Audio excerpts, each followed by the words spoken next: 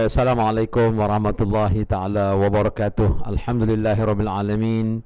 Wassalatu wassalamu ala asyrafil anbiya'i wal mursalin wa ala alihi wa ashabihi ajma'in. Qala rabbi shrah li sadri wa yassir li amri wahlul 'uqdatan min lisani yafqahu qawli, amma ba'd. Alhamdulillah, thumma alhamdulillah, thumma alhamdulillah. Syukur kita pada Allah Subhanahu wa taala pada hari yang penuh dengan keberkatan pada hari ini. Dalam perempuan dapat kita bertemu kembali kita di ruang udara pada untuk kita bincangkan satu tajuk yang sangat-sangat bermanfaat, insya-Allah. Jadi sebelum itu, tuan-tuan dan puan-puan, kita minta tuan-tuan dan puan-puan mungkin boleh komen adakah suara saya okey ke okey. Okay, mudah-mudahan pada hari ini walaupun kita berada dalam suasana yang sangat-sangat mencabar bagi kehidupan kita di akhir zaman ini, namun Allah Subhanahu wa taala pasti mengetahui hikmah yang sebalik ujian kepada hamba-hamba Allah Subhanahu wa taala. Baik tuan-tuan dan puan-puan, muslimin muslimat yang dirahmati oleh Allah Subhanahu wa taala sekalian, alhamdulillah kita akan tajuk kita dalam bicara pada hari ini dalam santai bicara secara maya kita pada hari ini dalam rancangan kita, iaitu bersangka baik untuk hidupkan sunnah Nabi sallallahu alaihi wasallam yang telah ditinggalkan. Kalau kita menentuh sebelum-sebelum ini tentang bagaimana psikologi manusia dari sudut persepsi, jadi pada hari ini mungkin kita lebih detail tentang bersangka baik. Jadi mungkin kita mudah untuk melontarkan suatu perkara disebut sebagai persepsi, meletakkan suatu anggapan ataupun anggaran terhadap sesuatu yang berlaku di hadapan kita, tapi agak sukar dan tidak ramai orang boleh berada dalam satu ruang lingkup disebut sebagai bersangka baik. Sebab itu bersangka baik adalah satu benda yang sangat penting dalam kehidupan manusia. Kalau kita tidak bersangka baik, sudah tentulah kita akan hidup dalam suasana masyarakat yang sentiasa tidak percaya sesatu sama lain. Oleh sebab itulah dia punya impact kepada bersangka baik ini ialah disebut sebagai kepercayaan, trusted. Jadi kalau kita tak trust sesuatu benda, kita tidak percayakan sesuatu itu, kalau ayah tidak percayakan anak-anak, maka mungkin anak-anak satu hari nanti dia akan juga tidak akan percayakan kepada ibu dan ayah. Kan? Kalau anak-anak tak percayakan mak, maka anak tak akan makan masakan mak. Begitu juga suami bila balik rumah, isteri masakkan masakan, kalau dia tak bersangka baik, dia tidak ada kepercayaan dalam kehidupan dia, bagaimana dia akan untuk hidup dalam keadaan harmoni rumah tangga. Begitu juga kita yang hidup dalam berbilang-bilang bangsa, dalam berbagai kaum agama, berbagai latar belakang sosial, ekonomi, politik dan sebagainya, sudah tentulah hidup dalam keadaan sangka baik ini adalah sunnah Nabi yang Nabi ajar dan tinggalkan untuk dilaksanakan bagi memastikan masyarakat kita hidup dalam keadaan aman, harmoni, makmur, sejahtera, dan insya-Allah akan membina sesuatu kekuatan Malaysia yang sebenarnya yang dikenaki dalam mengikut kacamata Islam.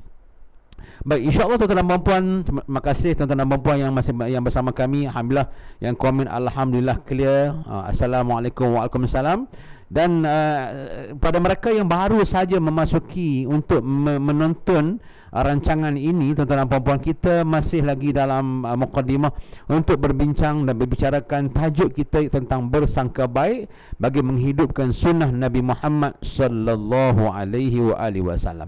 Jom tuan-tuan dan puan-puan, kita nak mulakan dengan fakta dan juga bukti-bukti yang ingin kita perkatakan tentang bersangka baik. Dia adalah satu benda perkara yang diajar oleh Islam dan tidak diajar oleh agama-agama lain. Ya, agama lain mungkin dia ada metod-metod yang berbeza-beza. Okay? Tapi dalam Islam disebut sebagai husnuzan. Husnuzan iaitu bersangka baik. Bersangka baik pada diri kita, bersangka baik kepada orang lain, dan yang penting juga tuan-tuan dan puan, kita mesti tahu kita juga bersangka baik dengan Allah Subhanahu wa taala. Ada orang dia nak bicara tentang bersangka baik dengan manusia, tetapi dengan Allah pun dia tak bersangka baik. Bagaimana kalau dengan Allah Subhanahu wa taala pun kita tak boleh untuk bersangka baik? Agak-agak tuan-tuan dan puan, bagaimanakah kehidupan kita suatu hari nanti? Baik tuan-tuan dan puan, muslimin sekalian, ayat yang saya nak bawa pada hari ini iaitu ayat yang Allah rakam dalam surah Al-Hujurat ayat yang ke-12.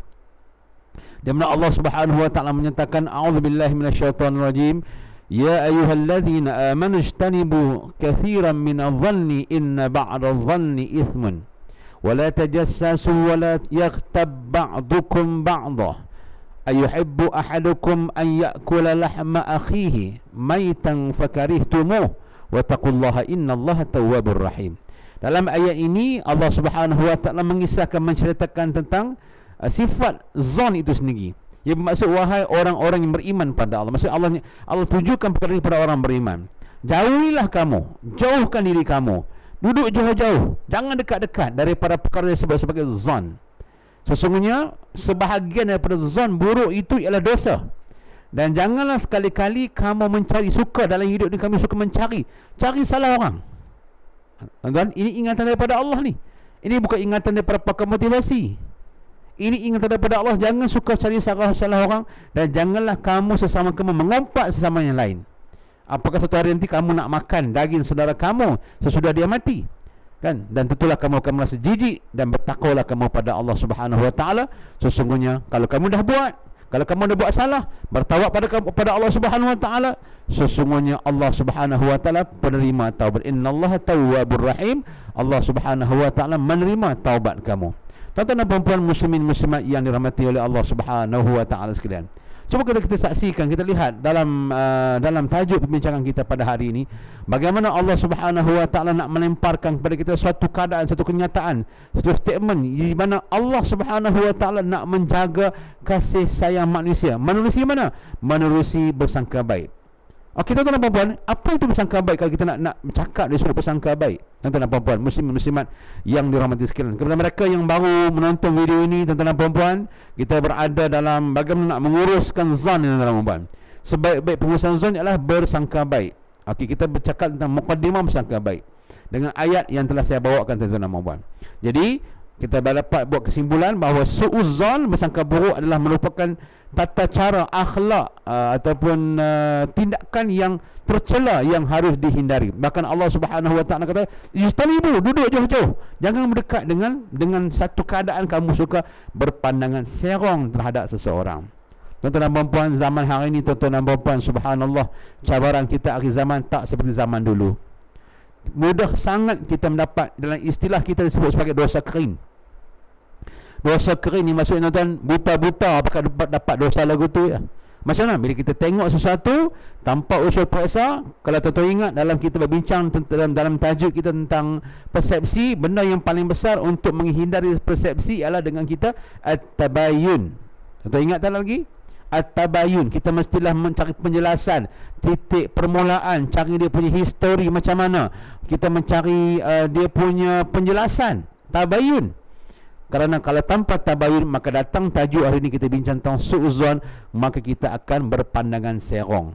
Tuan-tuan dan puan, oleh sebab itu berpandangan serong ini akhirnya akan membawa kemudaratan kepada pribadi kita dan juga kepada masyarakat kita. Dan saya sebut pada tuan-tuan dan puan-puan pada hari ini, tuan-tuan, dengan ada handset, kita ada WhatsApp, kita ada grup WhatsApp, kadang-kadang dapat rasa kering, tuan-tuan. Kita dapat satu cerita, satu berita, kita rasa macam sensasi, kita bantu, tuan-tuan, bantu untuk viralkan benda yang tak pasti. Allahu Akbar.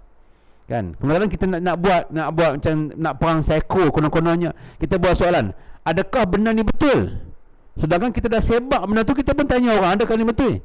Nak tanya tu boleh, tapi dalam grup yang mungkin kecil, yang dia tidak akan tersebar, kan? Tapi kita sebabkan, kita masukkan dalam semua orang boleh akses, boleh engage dengan kita punya kenyataan, dan dia akan memberikan prasangka buruk kepada seseorang. Inilah akhlak dan sunnah Nabi yang telah hilang, yang kita nak bincang hari ini. Akhlak sunnah Nabi hari ni tak ada dah su'uzan, husnuzan dah hilang dah. Tengok terus buat satu hukuman. Kesian kepada orang yang disu'uzan tadi. Tapi kesian-kesian pun, tuan-tuan, dia dapat pahala, tuan-tuan. Kalau orang mengumpat tentang dia, orang mengata mengutuk dia, orang memfitnah kepada orang yang telah diberikan satu ujian oleh Allah, orang tu, tuan-tuan, mampu mendapat pahala. Kalau bahasa kita ni, kalau ada dosa kering, mesti ada pahala kering. Pahala yang free of charge kat dia. Bila orang kutuk, orang kata dia, orang fitnah, tuan-tuan, dia akan dapat pahala yang percuma. Tuan-tuan dan puan-puan muslimin muslimat yang dirahmati oleh Allah Subhanahu Wa Taala sekalian, oleh itu kita pertama sekali kita letakkan kita punya benchmark di sini ialah berzon ini kita perlu hati-hati, tuan-tuan dan puan-puan. No? Jadi yang kedua, husnuzan kepada Allah. Kan? Kita husnuzan pada Allah, husnuzan pada apa? Dengan sifat Allah Ar-Rahman Ar-Rahim, Maha Pengasih, Maha Penyayang. Allah ada sifat tu. Allah sayang kita, Allah kasih kita, Allah cinta kita. Kan? Bila Allah kasih, Allah cinta, dan Allah mencintai hamba-hambanya. Wa imma hambanya itu tidak beriman dengan Allah, wa imma hamba itu beriman dengan Allah, Allah tetap mencintai hamba-hamba yang telah diciptakan oleh Allah Subhanahu Wa Taala. Siapa nak buat manusia kalau melainkan bukan Allah?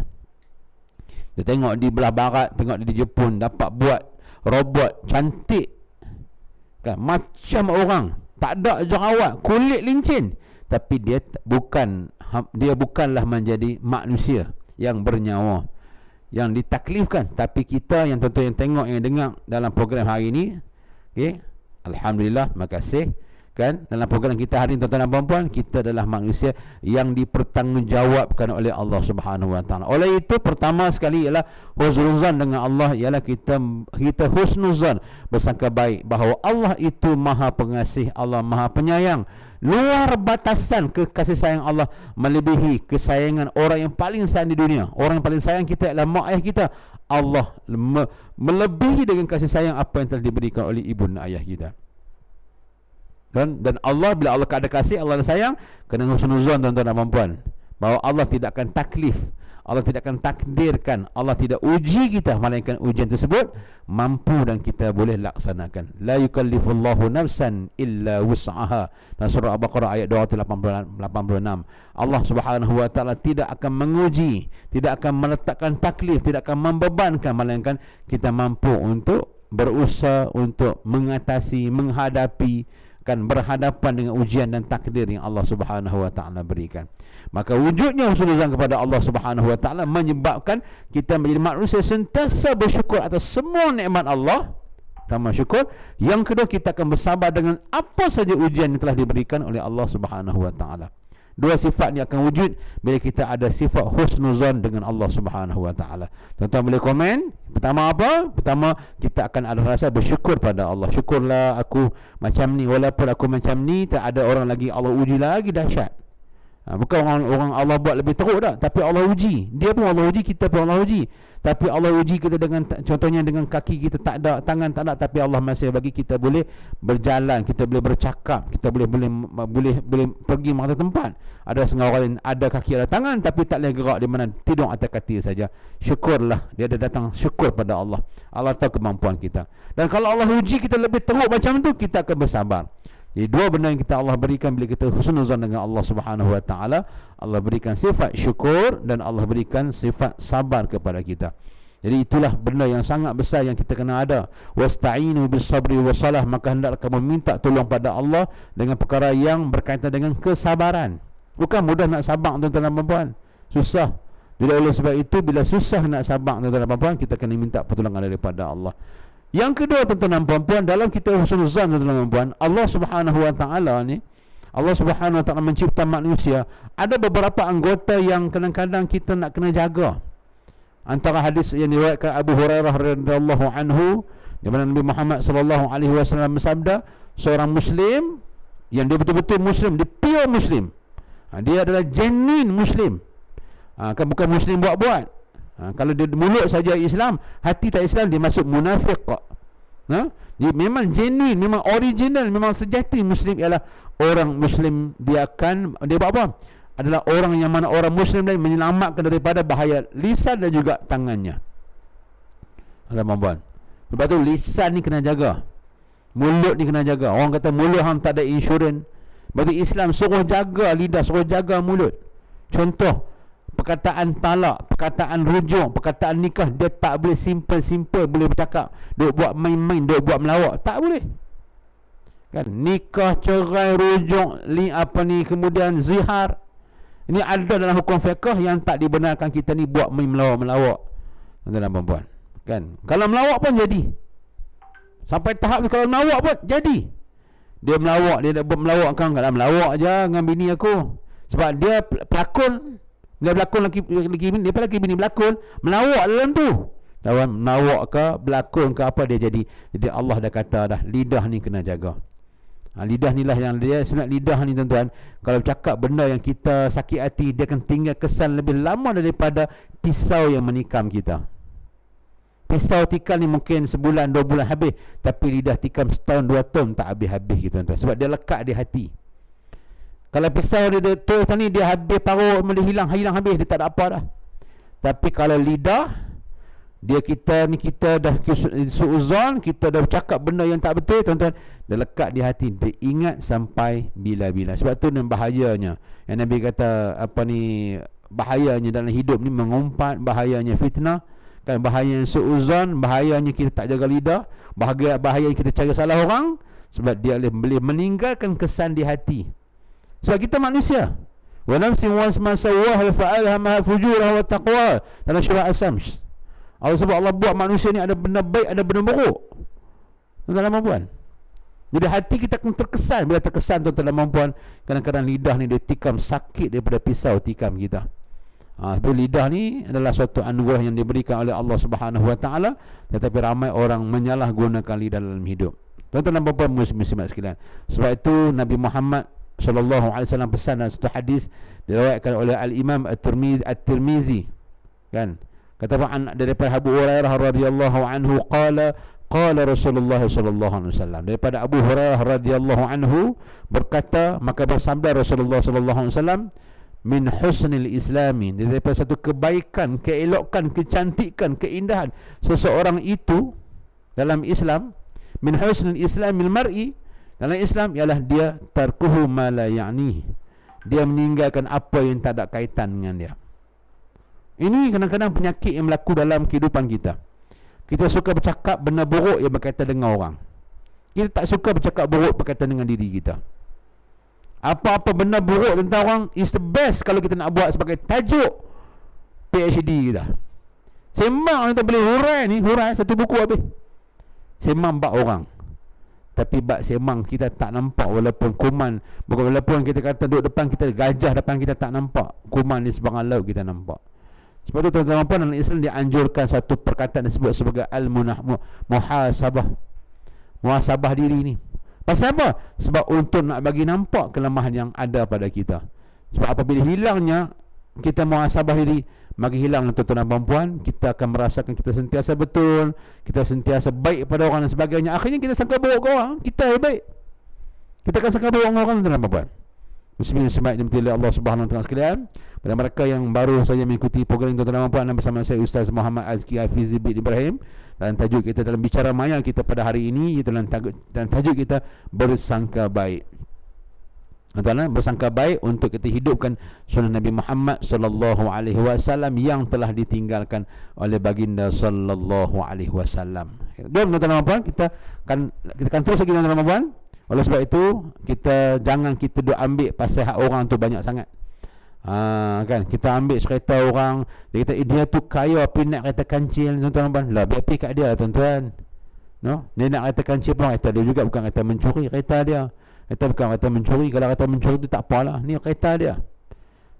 Tuan-tuan dan puan, Nabi Muhammad sallallahu alaihi wasallam, satu hadis baginda yang diriwayatkan oleh Abu Hurairah radhiyallahu anhu, dia berkata, iyyakum wadh-dhann fa inna dhann akdzabul hadis. Jauhlah kamu, iyyakum, jauhlah kamu, jaga-jagalah kan dengan berprasangka buruk ni. Ada prasangka, kerana sesungguhnya prasangka adh-dhann itu akdzabu, kazib ni bohong, sebohong-bohong. Kazib tu bohong, sebohong-bohong. Al-hadis, sebuah bohong, rekaan rasa hati. Maksud dia ada satu cerita tu dia reka. Itu cerita yang paling best yang orang ni tengok cerita tu bohong lagi disuruh. Dia tengok cerita, orang tengok cerita Nustan. Tembak satu kali hero tak mati lagi, orang syok, oh hero ni kuat. Lu kena bohong ni syok. Kan? Mula dia ambil orang kebal, tumbuk belaga dinin tak mati. Tuan-tuan. Jadi sebab tu zon ini lebih dahsyat daripada tu tuan-tuan. Dia adalah seburuk-buruk ataupun sedusta-dusta yang merupakan sebuah-buah rekaan rasa hati. Hadis yang diriwayatkan oleh Al-Imam Al-Bukhari dan Al-Imam Muslim. Tuan-tuan dan puan, muslimin muslimat yang dirahmati oleh Allah Subhanahu Wa Taala sekalian. Oleh itu tuan-tuan dan puan, muslimin muslimat yang dirahmati oleh Allah Subhanahu Wa Taala sekalian, berhati-hatilah kita tuan-tuan apabila kita berada di pentas dunia. Kerana dunia ni tuan-tuan di tempat kita beraksi. Sebab tu, tuan-tuan dan puan, Nabi Muhammad SAW berdasarkan hadis yang diriwayatkan oleh Jabir radhiyallahu anhu, dia mendengar Rasulullah SAW bersabda 3 hari sebelum baginda wafat. No? Sebelum baginda wafat, Nabi Muhammad SAW bersabda dalam hadis riwayat Muslim, Nabi Muhammad menyatakan la yamutanna ahadukum illa huwa yuhsinu billahi dhann. Ketahuilah bahawa seseorang dari kamu tidak akan menemui maut dan mati melainkan dia telah bersangka baik dengan Allah Subhanahu Wa Taala. Maka maksud hadis ini, kita wajib bagi setiap orang yang mukmin yang beriman pada Allah Subhanahu Wa Taala bersangka baik dengan Allah, bersangka baik dengan manusia. Dan inilah hendak ditambah sangka baik yang sampailah waktu nak mati tu lagi kena bersangka baik. Sampai nak mati tu.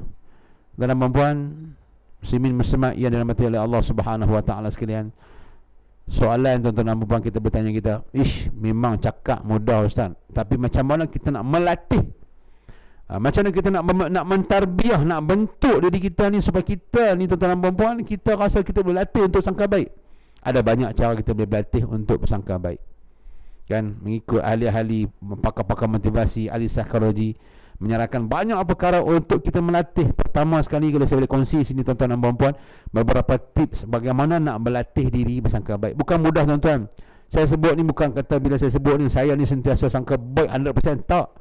Sebab syaitan tu dia sentiasa bermain-main, kan? Dia sentiasa bermain, dia tengok tu kan, kita kena judge, kita kena bagi satu jawapan. Jawapan tu yang kita bincang persepsi dulu tu, kan? Kita nak bagi jawapan kepada satu nilai yang kita ditonton ataupun bukan ditonton, yang disaksikan oleh panca indera kita, tuan-tuan. Jadi yang pertama, tips yang pertama tuan-tuan, kita ada beberapa tips yang nak kongsi kepada tuan-tuan hari ini, tuan-tuan, dalam program ini. Bagaimana kita nak melatih supaya kita ni bersangka baik. Pertama tuan-tuan dan puan-puan, kita nak kena ingatkan diri bahawa orang lain itu baik. Kita nak kena sentiasa kata, oh dia baik. Kita nak kena latih cakap dengan kita ni, bahawa kita nak berkata dia tu baik. Tuan-tuan, ada orang tanya soalan, ustaz, kalau dah kita orang sebelah jiran sampai laki perempuan main rumah tuan-tuan pun kahwin pun dah semua tu orang bujang, kita nak sangka baik ke? Itu lain. Itu bukan bab sangka baik, kan? Dia kalau maksiat ataupun kejahatan, kesilapan tu terang-terang depan kita, dalam perempuan, kita akan ambil tindakan bertanya dulu, tabayun. Tabayun ni sama ada istisyarah, kita bermusyawarah, berbincang. Kemudian bincang-bincang tu lah, kata bincang orang kampung, maka tu imam mai, ketua kampung mai tanya, pastikan. Mana nak tahu dua beradik lepas tu adik dengan abang, kan? Adik 3 orang, kakak 3 orang. So tak boleh kita nak berhukuman terus, kita nak kena ada juga satu platform untuk tabayun. Tuan-tuan dan puan, maksud kita ambil apa? Khudhu hidrakum, ambil ingat sebab kamu tidak terlajak. Kan? Jadi dia macam ni lah, dia kena fatonah, nak kena bijaksana sikit dalam memahami isu ni. Jangan kita betul-betul dia bilang, oh tak apalah dia isap rokok, tak apa, dia isap dadah, bukan dadah kot, tu dia buah apa tu, dia buah tembakau apa pun, dia tak ada apa. Kita kena ada sifat fatonah yang diajar oleh Nabi Muhammad SAW. Pertama, kita kena ingatkan diri kita bahawa orang lain itu baik. Kita nak kena ajak menganggap orang lain baik, bukan kita saja baik, orang lain juga baik. Okey, terima kasih. Kita melatih diri untuk bersangka baik. Terima kasih. Okey, yang komen kita pada hari ini. Yang kedua ialah kita mengingatkan diri kita bahawa kita bukan baik sangat pada orang. Ini yang payah tuan. Kita nak latih diri kita nak cakap bahawa saya ni tak baik sangat. Kalau nak kira nak buka aib orang, Allah buka aib saya, jenuh, kan? Jadi kita ingatkan kita memperingati diri kita. Tetapi macam mana nak ingat tuan-tuan? Apakah mekanisme kita nak ingatkan diri? Ilmu. Sebab tu orang yang boleh mengubah hidup ni adalah orang yang ada ilmu. Bila ilmu tak ada, manusia akan kegelapan dan sesat. Sebab tu di akhir zaman ni, bila Allah angkat, Allah matikan para ulama, alim ulama, maka tak ada orang nak ajar ilmu tentang agama, maka sesatlah orang. Sebab tu kita nak kena cari ramai lagi orang-orang yang pergi mengaji, orang-orang yang boleh jadi menggantikan ulama yang meninggal dunia. Sebab ilmu tu dia jaga kita. Harta kita jaga dia, ilmu dia jaga kita. Itu beza dia. Harta kita jaga dia tuan-tuan, kan? Kita kereta tuan-tuan di bawah, di luar rumah, kan? Kereta tuan-tuan di rumah ni, agak-agak tuan-tuan kunci tak dengan alam. Rumah kita tuan-tuan kunci dah waktu ni tuan-tuan dan puan. Kita jaga harta kita. Jadi ilmu dia akan jaga kita. Yang ketiga, puan, jadi cara untuk kita melatih diri kita ialah dengan kita mengandaikan maksud yang baik di sebalik kata-kata orang. Ya tuan-tuan, kadang-kadang hak cepat terasa ni susah juga. Dia cakap, kata kat aku tu, penceramah tu kata kat aku, ni kawan aku, dia perli aku lah. Kita cepat melatah, kita cepat melatah dengan words yang orang tu keluar. Jadi walaupun dia keluarkan words, dia keluarkan perkataan tu, jadi perkataan itu ada maksud yang tersendiri bagi orang yang bercakap. Melainkan dia terang-terang menyebut tentang kita. Kamu ni memang kamu ni bodoh. Contoh dia kata, tu terang, kamu ni bodoh. Azki bodoh. Dia sebut tu jelas. Itu pun kita nak kena ada, kita kena ada satu ilmu, ialah bagaimana kita nak manage diri bila kita berhadapan dengan orang tak suka dengan kita. Itu hal lain kita mengaji ni. Bagaimana kita kita mendidik jiwa dan mental kita ni untuk berhadapan PR dengan masyarakat. Kan kita bila orang kata, orang kutuk, kita relax, tenang. Tuan-tuan dan puan, itu self development yang kita kena belajar. Itu insya-Allah hari lain kita akan teruskan program kita akan ajar macam mana kita nak control kita punya human behavior, kita punya attitude, kita punya mind setting, kita punya words yang keluar. Kita kena ada ilmu macam tu. So bila orang bercakap, so kita janganlah mengandaikan benda yang tak sepatutnya. Contoh tuan-tuan, kalau kan kita tengah ceramah kita tengok ada orang tu duduk bisik sebelah. Kita kata, dia kata kat aku bah, tak sedap ceramah. Dia kata kat aku ke hadis tak betul. Kita cepat membuat sesuatu yang di sebalik kata-kata orang. Bukan kata-kata, tengok orang pun kita buat andaian. Tak boleh kita kena sangka baik. Oh mungkin dia sembang, mungkin ada something yang perlu bagi dia. Kita bersangka baik. No? Jadi kita jangan mengandaikan sesuatu yang tak betul. Yang ketiga, yang keempat, tuan-tuan dan puan-puan muslim-muslimat sekalian, kita mengandaikan seseorang itu ada keuzuran di sebalik tindakan dia. Kalau kita tengok ada tindakan yang mungkin kita tak senang hati, kita letak husnuzan ni, maksudnya kita mengandaikan bahawa ada benda yang emergency, ada keuzuran, ada sebab musabab yang perlu untuk dia selesaikan ataupun dia laksanakan, tuan-tuan dan puan-puan. Jadi kita letak orang pula, andaian tu kita yang buat, andaian. Bukan fakta dah, andaian. Oh tak apa, mak dia meninggal kot, dia tak main hari ni, dia lambat sebab mungkin dia hantar anak sekolah kot. Kan? Esok main lambat, oh esok mungkin anak dia keluar lambat lagi kot. So kita mengandaikan. Kan? Supaya apa? Supaya tali silaturahim ni adalah satu kekuatan kepada orang Islam. Sebab itulah sunnah Nabi, yang kita kata sunnah Nabi ni, husnuzan sunnah Nabi ni, sebab menyambung silaturahim itu lebih utama daripada yang lain. Kerajaan Melaka dulu jatuh ke tangan Portugis bukan sebab orang kita, orang Melayu, orang Islam, orang yang ada di tanah Melayu kita tak pandai sejahtera dah. Lepas dah ada lah, ikut sejarah tuan-tuan dah ada dah alat-alat senapang Maryam, dah ada dah, cuma disembunyi oleh Portugis. Dah ada sebab menggunakan teknologi kerajaan Osmania. Tetapi disebabkan ukhuwah tak ada, maka ada jadi pembelot, ada yang keluar bagi rahsia negara yang menjatuh kita juga, tuan-tuan dan puan. Sebab itulah silaturahim sangat penting. Kalau tuan-tuan bekerja, yang nak berjatuh pejabat kita pun, staf dalam tu dah berjatuh organisasi tu.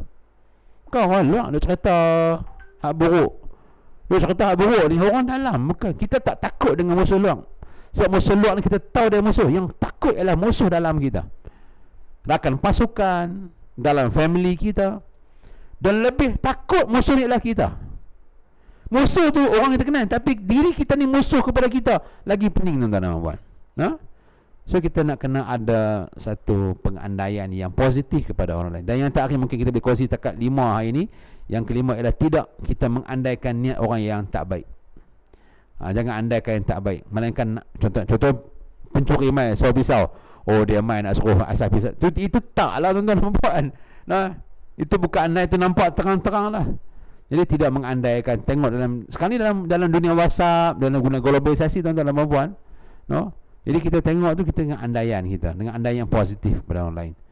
Jadi bila kita ada sunnah-sunnah Nabi yang kita jaga, tuan-tuan dan puan, saya harap sangat saya dan keluarga saya dan juga orang kampung saya, orang daerah saya, orang negeri saya, semua satu Malaysia, tuan-tuan dan puan, faham bahawa sesungguhnya husnuzan itu sangat penting dalam kehidupan. Tanpa husnuzan, tanpa kita berpandangan jauh ke depan, tanpa kita merasakan bahawa kasih sayang yang besar ialah mukmin, dan mukmin ni dia kemudian seperti satu binaan, kan, dia satu rahmat, satu kasih sayang yang ada, tuan-tuan dan puan-puan, maka kita hendaklah kita meletakkan dalam hidup kita itu lebih tinggi daripada segala-galanya. Itu apa, tuan-tuan dan puan? zon, bersangka baik kepada Allah, bersangka baik kepada diri orang lain, dan juga bersangka baik kepada apa yang kita ada. Mudah-mudahan perkongsian yang sangat ringkas pada hari ini, tuan-tuan dan puan-puan, dapat memberikan sesuatu yang bermakna kepada kita untuk tuan-tuan dan puan-puan kita menjalani kehidupan kita, melayari bahtera nakhoda, kehidupan yang sentiasa diuji dengan gelombang, dengan tiupan angin, tapi kita kontrol, kan, kita manage, kan. Kita tidak akan menyerah kalah dengan suasana ujian, bahkan kita bersabar, dan di samping bersabar kita take action, kita bertindak, dan orang yang bertindak, dan orang itulah orang yang berjaya, insyaAllah. Mudah-mudahan diberkati oleh Allah Subhanahu Wa Taala. Terima kasih yang beri salam, yang mungkin saya tak sempat menjawab semua persoalan-persoalan yang tuan-tuan lontarkan, tapi apa yang saya doakan, mudah-mudahan anda diberkati oleh Allah Subhanahu Wa Taala. Jumpa lagi, insyaAllah. Terima kasih banyak-banyak atas kesudian anda untuk menonton rancangan ini, dan kita harapkan mudah-mudahan Allah Subhanahu Wa Taala memberikan yang terbaik kepada kita, dan Allah juga memberi terbaik untuk sanak saudara kita dunia dan akhirat, insya-Allah. Terima kasih. Salam hormat saya Ustaz Muhammad Azki Hafiz bin Ibrahim. Sekian, Assalamualaikum warahmatullahi taala wabarakatuh. Jumpa lagi.